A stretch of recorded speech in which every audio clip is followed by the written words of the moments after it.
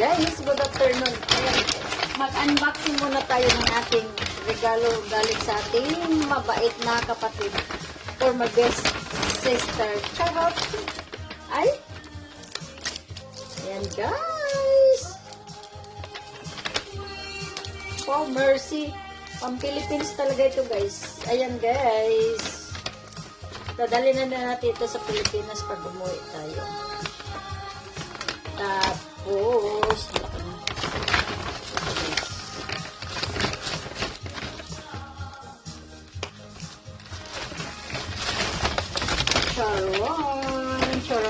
charon, guys.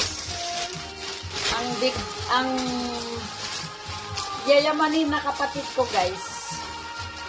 Ako wala akong regalo sa kanya. Siya may regalo sa akin. So, gagamitin na natin ito, guys. Rampa na natin ito. Wow. Ay! Oh.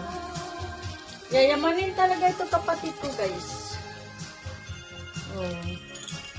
Pang-Philippines. Grabe.